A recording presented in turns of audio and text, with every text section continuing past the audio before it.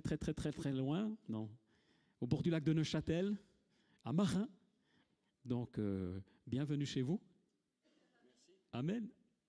Merci beaucoup et bonjour à tout le monde. Alors voilà, de retour chez vous, un peu chez nous. Et ce matin, le sujet de la prédication est l'argent, donc la monnaie. Qu'est-ce que ça a à faire dans une église? Il y a déjà des gens qui m'ont dit « ça n'a rien à faire dans une église ». C'est un sujet un peu tabou, non seulement dans les églises, mais aussi ailleurs. Mais le problème est que dans la Bible, il y a environ 200 versets en relation avec la foi, sujet très important, environ 200 versets en relation avec le salut, très très important, mais 2350 avec biens, richesses et argent. Alors pourquoi? Est-ce que l'argent est plus important que le salut ou la foi? Certainement non, mais c'est un sujet très complexe qu'il faut connaître, qu'il faut travailler. Et c'est pour cette raison que le pasteur Olivier Favre m'a dit « tu as première partie jusqu'à midi, après il y aura 10 minutes de pause et puis après on continue jusqu'à 15 heures, on a dit. Hein? Il a disparu. Bon, ça c'était une blague.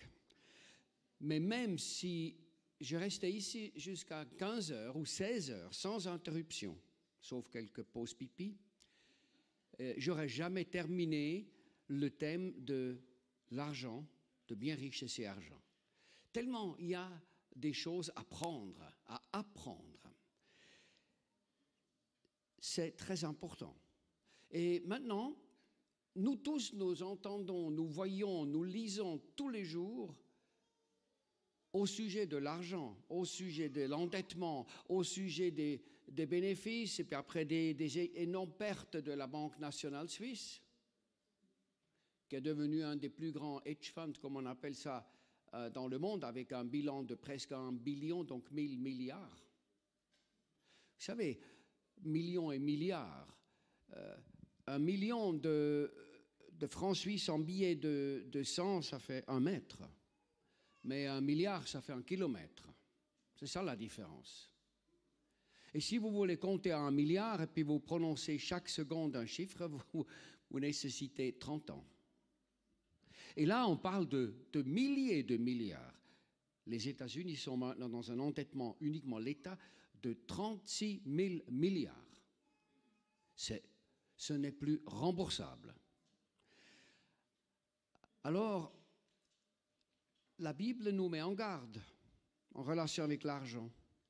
Et il est écrit, nous ne pouvons servir deux maîtres, nous ne pouvons servir Dieu et Mammon. Donc, il y a manifestement quelqu'un qui est derrière l'argent, un esprit qui s'appelle Mammon.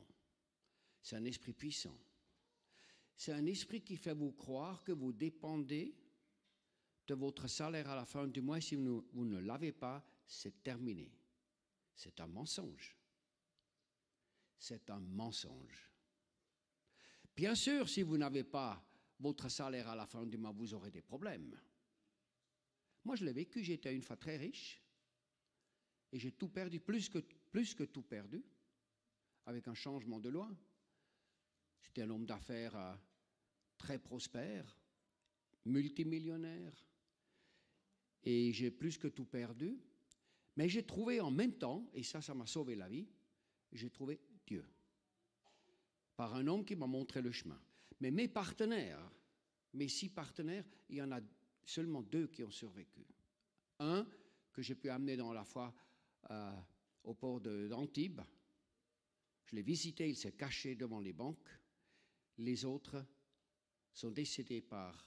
Le premier, c'était 6 cancers, et en 6 mois, il n'était plus de ce monde. Le deuxième, c'est allé plus vite, c'était le suicide. Le troisième, c'était le cancer qui l'a rattrapé 2-3 ans plus tard, il est aussi parti, après de nouveaux suicides. Parce qu'ils n'ont pas eu de solution. Et quand Olivier a dit que si vous êtes en des difficultés, que c'est une chance de connaître Dieu, et puis notamment la difficulté financière est aussi un de ces problèmes. Il y a d'autres difficultés. Et c'est vrai, pour moi, la difficulté financière était une chance absolue. Absolue. Parce que je n'avais plus de solution pour le régler moi-même. J'avais vraiment besoin d'aide. Et là, j'ai fait connaissance du vrai Dieu. C'est une énorme chance quand on est dans des difficultés. Est-ce qu'il y a quelqu'un qui a des difficultés financières ou comme ça? Parce que ce serait merveilleux de pouvoir dire c'est une chance. C'est magnifique. Je vous félicite parce que vous avez une opportunité énorme. Et puis, un des premiers pas que vous devriez faire, c'est d'apprendre comment fonctionnent les finances parce que il y aura de nouveau un séminaire finance donné par Martine Collin, formé par nous, donc elle est très compétente de ce fait, n'est-ce pas? Et puis nous allons intervenir à la dernière réunion le 20 novembre, c'est un samedi. Et son mari va faire la cuisine, Pierre, je me réjouis déjà. Voilà. Et donc, pourquoi faire un séminaire? Parce que nous devons connaître la vérité. La Bible dit, quand vous connaissez la vérité, vous devenez libre. Nous devons sortir de l'indifférence. Nous devons sortir de la confusion qui règne. Nous devons apprendre comment fonctionne la monnaie. Quand on ne connaît pas l'ennemi, on n'a aucune chance, surtout pas contre Mammon. Vous savez, dans le système du monde qui est ici, vous avez la monnaie du monde, le franc suisse, le dollar, l'euro, etc. Ce sont des monnaies qui n'ont aucune contre-valeur. J'ai écrit 2 livres. Celui-là pendant la période du Covid, en 3 semaines, s'appelle « La crise, que faire ?» C'est devenu en quelque sorte un best-seller. Il existe aussi en allemand. Et puis le deuxième que j'ai écrit l'année passée s'appelle « Économie de crise, comment se préparer et s'entraider ». C'est dans le cadre de la coopérative Alliance CH que je préside. On a édité ces livres.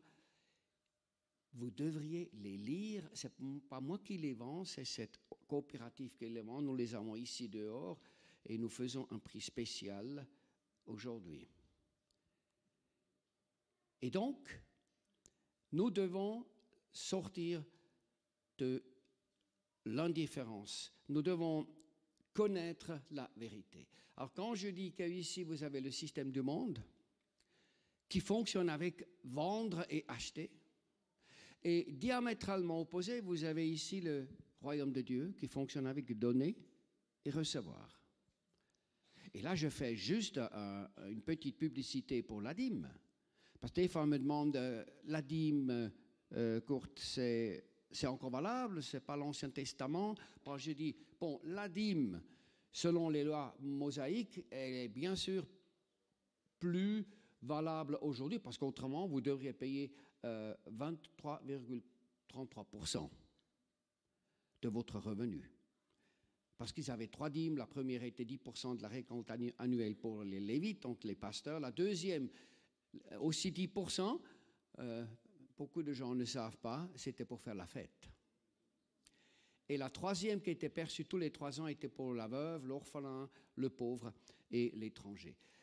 Mais pour moi, la vraie dîme, elle était instaurée 430 années avant par Abraham, qui a donné le 10% du butin à Melchisédek, préfigure de Jésus-Christ.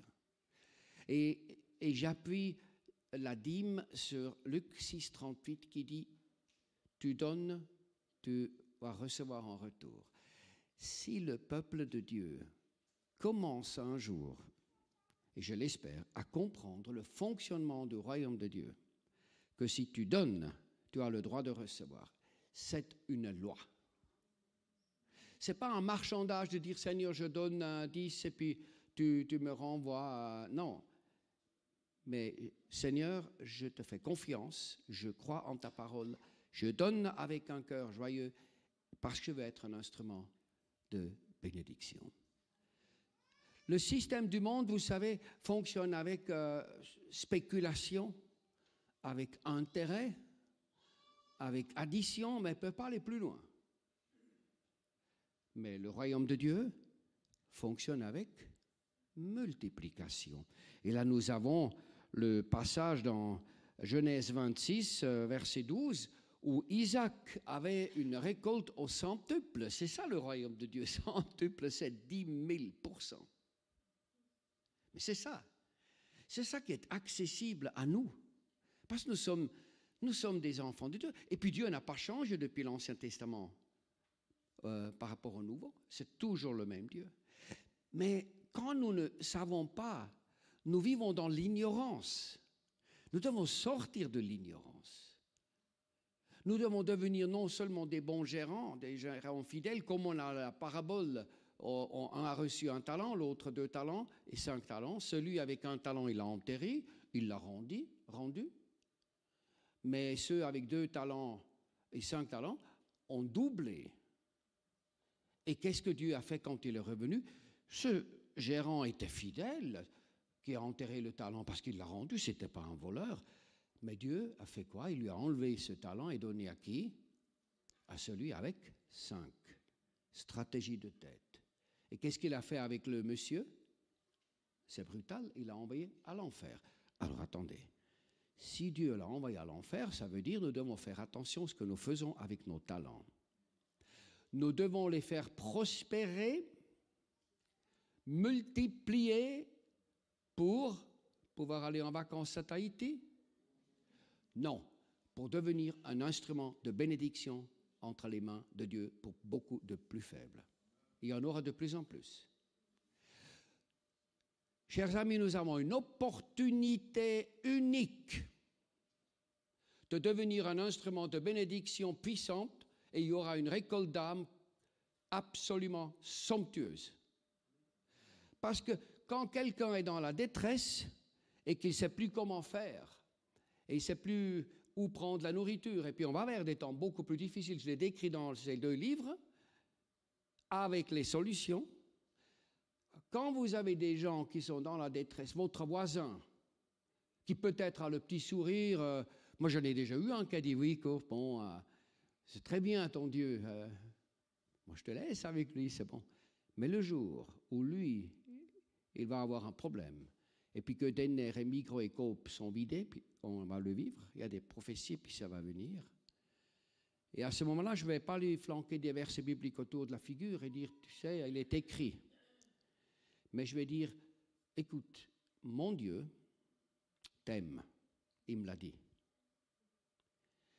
Et mon Dieu m'a dit de t'aider. Qu'est-ce qu'il te faut? Mais vous vous rendez compte si vous pouvez aller comme ça vers quelqu'un qui ne connaît pas encore Dieu et pouvez dire, mon Dieu t'aime et il m'a chargé de m'occuper de toi, mais attendez, je pense que cette personne-là va être touchée au cœur.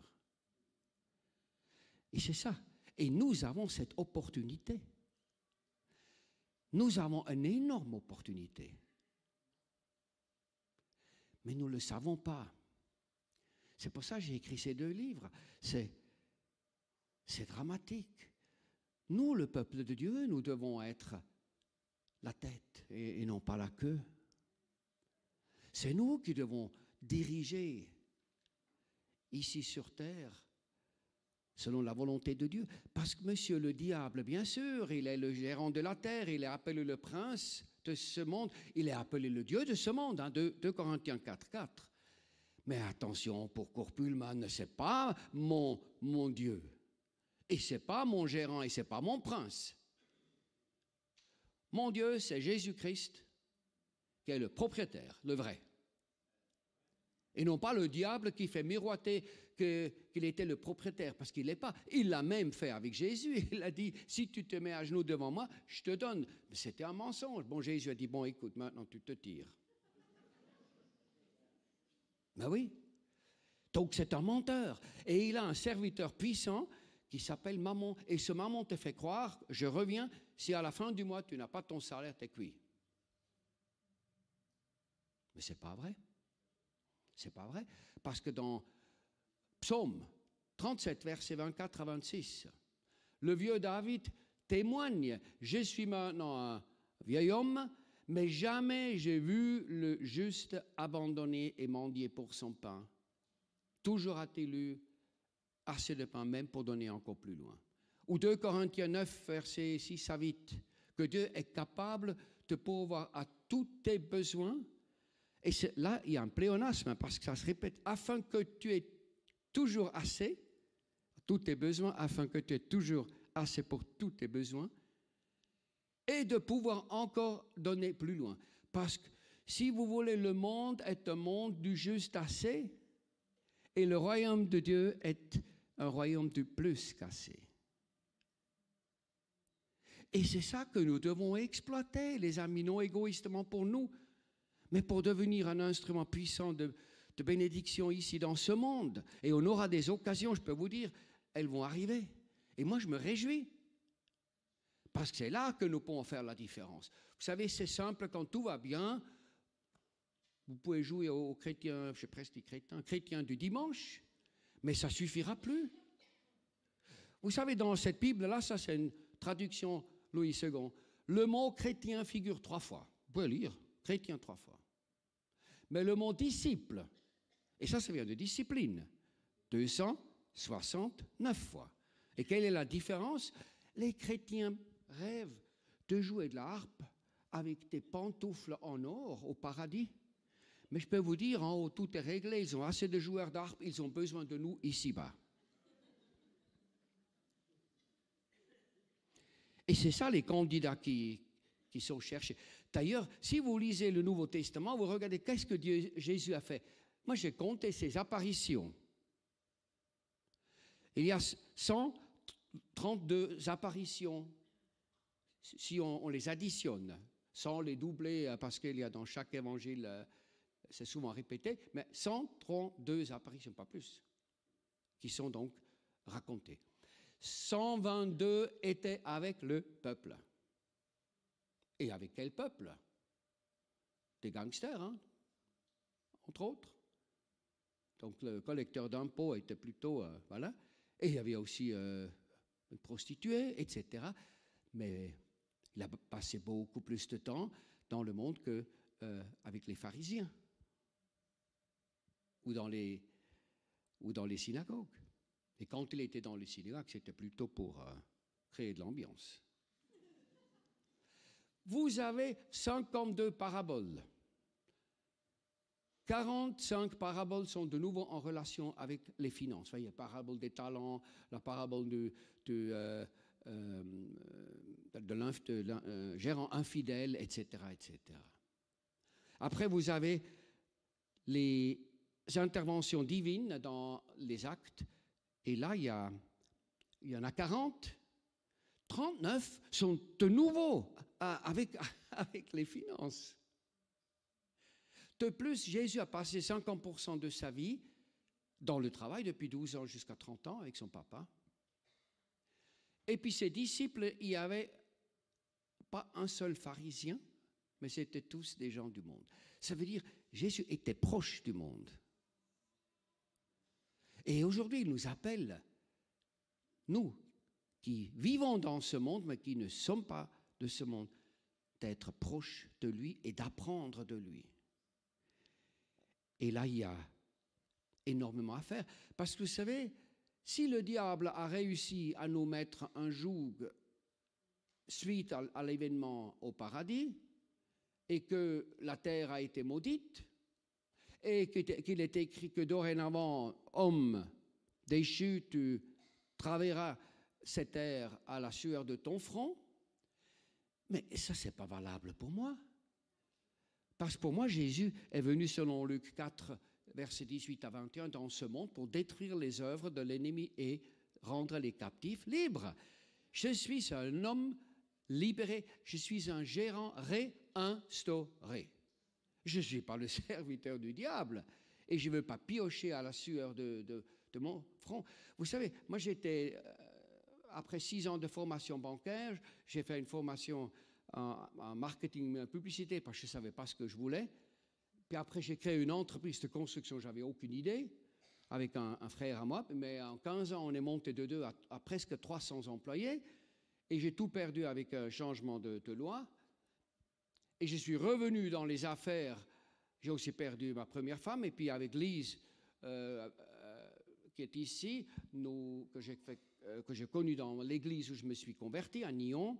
Alors, j'ai dit, mais je recommence de nouveau dans l'immobilier, mais plus avec 200, 300 ouvriers, plutôt pour manager des affaires et je gagnerai encore beaucoup plus. Et là, le Seigneur m'a dit, Kurt, je n'ai pas besoin de tes millions, parce que j'ai dit, je vais gagner des millions, Seigneur, et d'un cœur sincère, on va les investir dans le royaume de Dieu, tu vas voir, ça va cartonner. Et puis dans la nuit, il m'a dit, écoute Kurt, moi, je n'ai pas vraiment besoin de tes millions, mais je souhaite ton cœur. Et ça, c'est très délicat.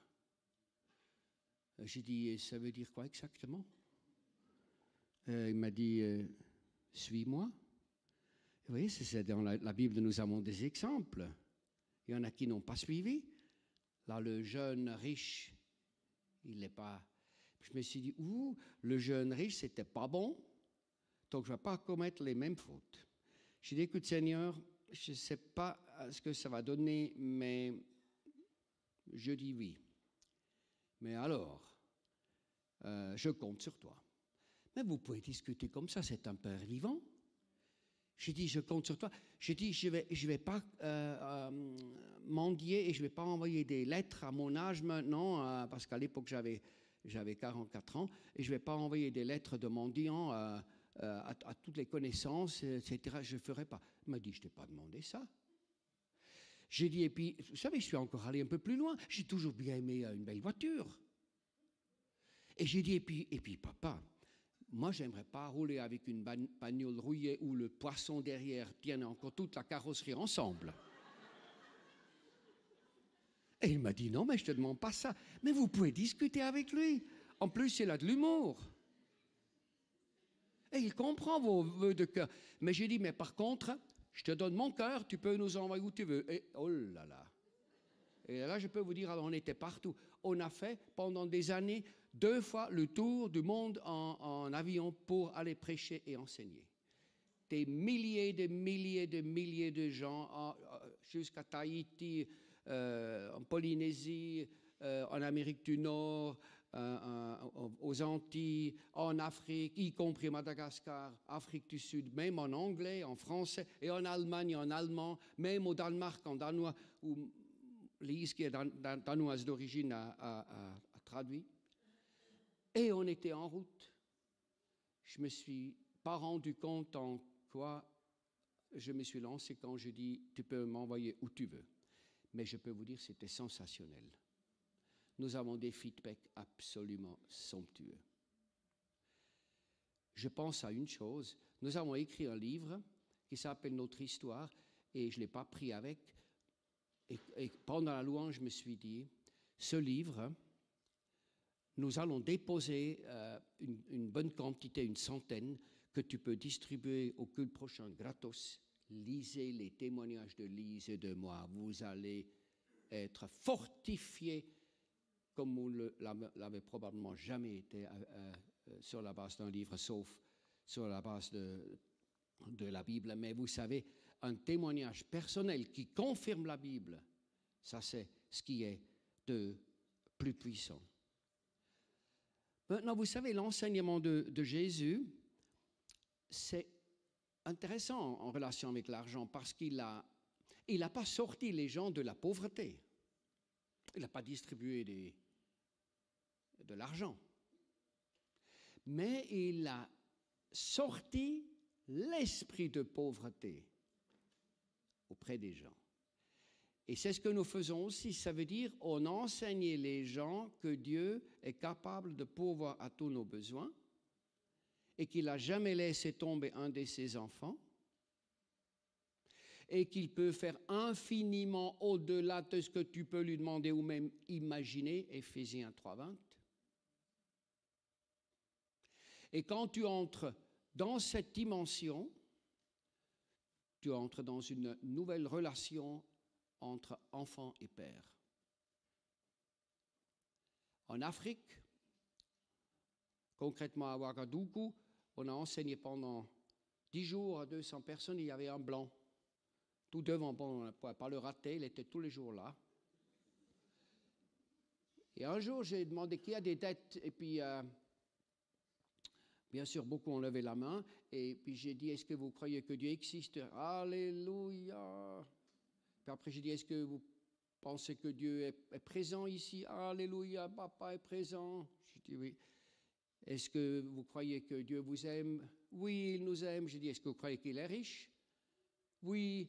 J'ai dit, est-ce que, avant d'avoir fait la dette auprès d'une banque du monde, est-ce que vous avez demandé au Père Céleste, à la Banque Céleste éventuellement, juste en passant, si peut-être, si Dieu n'était pas en vacances, est-ce que je pourrais éventuellement demander? Et personne ne l'a fait. Mais ce blanc qui était là, qui s'appelle Jean-Daniel Glauser, vous pouvez aller sur Internet, c'est facile à retenir, c'est Martin Luther King. Un lycée Martin Luther King, près de Ouagadougou, donc au Burkina Faso.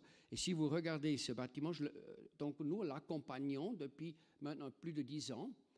Et nous avons, aujourd'hui, quand vous regardez sur Internet, ils ont des bâtiments pour accueillir 300 élèves en internat, filles et garçons, qui sont enseignés, qui sont nourris, qui sont habillés. Ils peuvent prendre des pauvres et ils peuvent aussi prendre des enfants, ils ont des enfants des dirigeants du pays, ce qui est une très bonne chose parce que la fille du général, d'un des généraux est là, puis le fils d'un autre général, là, c'est excellent quant à mesure de sécurité. Et tout ça, zéro dette. Il est régulièrement venu, il a dit, qu'est-ce que tu penses? J'ai une nouvelle étape, j'ai dit, on s'occupe, viens, et on ne fait pas de dette. Et on a donc aujourd'hui, zéro endettement. Vous savez, ça c'est une question de foi, parce que tout est possible à celui qui croit à Dieu. Et c'est un Dieu de l'impossible. Et je sais que c'est très difficile quand quelqu'un achète un appartement et il prend une dette, ce n'est pas un problème. Et je ne dis pas non. Mais je dis, mais au moins présente le dossier aussi à la Banque Céleste. Donne une chance à ton Dieu. Et voilà. Donc ça, c'est des choses qui sont très, très, très, très importantes en relation avec l'argent. Ce qui est intéressant, c'est aussi la question, mais est-ce que Jésus était riche ou pauvre? Alors, une chose est claire, il s'est fait pauvre pour nous enrichir. C'est écrit dans la Bible. Je crois que c'est dans Corinthiens, je crois.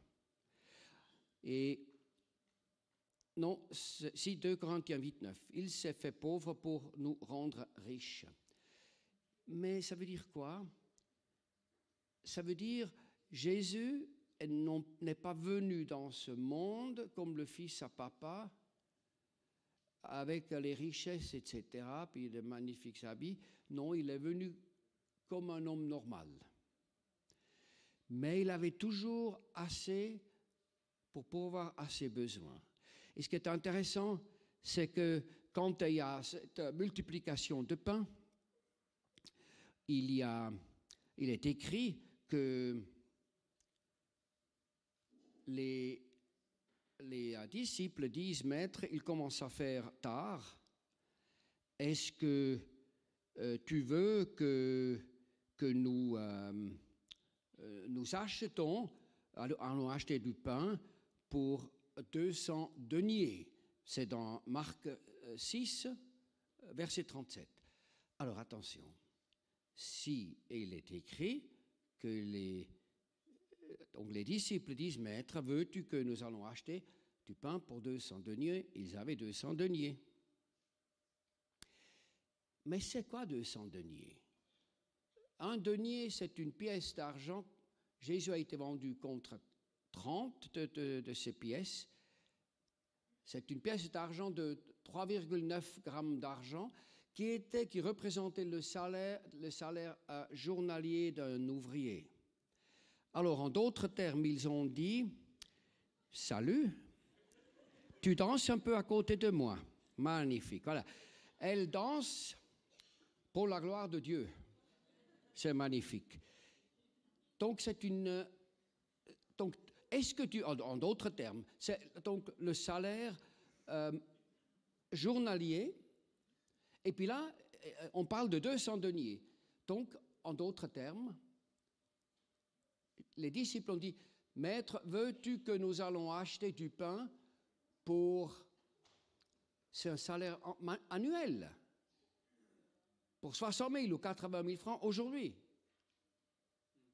C'était un salaire journalier, mensuel. 200 salaires mensuels donnent un salaire annuel.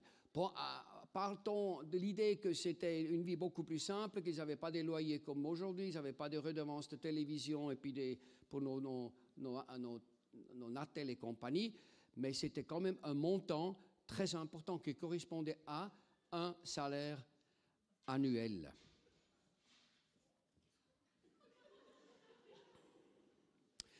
Voilà, je vois que ça tourne dans le rouge. Je vais terminer en vous recommandant ces deux livres où nous faisons un prix spécial. Un est 28, 250. Et puis, comme je vous ai dit, nous pouvons déposer un certain nombre de livres, de témoignages de notre histoire ils pourront être distribués. Nous ne serons pas là, nous serons en Italie, absents, mais ils pourront être distribués ici, peut-être lors du prochain culte. Et j'aimerais juste encore vous bénir par une prière. Seigneur, je te remercie pour ta présence, je te remercie pour les paroles. Chaque fois, je te demande que tu me diriges et tu le fais chaque fois. Et chaque fois, c'est aussi une surprise pour moi. Et c'est ça qui est intéressant avec toi. Ce n'est jamais la routine. Tu n'es pas un Dieu de routine. Tu es un Dieu qui a beaucoup d'idées. Tu es un Dieu qui a une intelligence énorme qu'on appelle la sagesse. Et puis tu es d'accord de nous donner de la sagesse. Il est écrit que nous pouvons la demander et que tu la donnes à celui qui la demande. Et je te prie de donner la sagesse ici à toutes ces personnes présentes. Mais de leur aussi faire comprendre que ce n'est pas une question d'argent, c'est une question de dépendance envers toi. Et c'est une question de bonne gérance. C'est une question de t'appartenir. Il est écrit dans Deutéronome 28, dans les 14 versets où il y a 5 fois l'appel à l'obéissance, il y a 25 promesses de bénédiction. Et puis moi je souhaite l'obéissance suivie des bénédictions à toutes les personnes ici présentes dans le précieux nom de Jésus. Amen.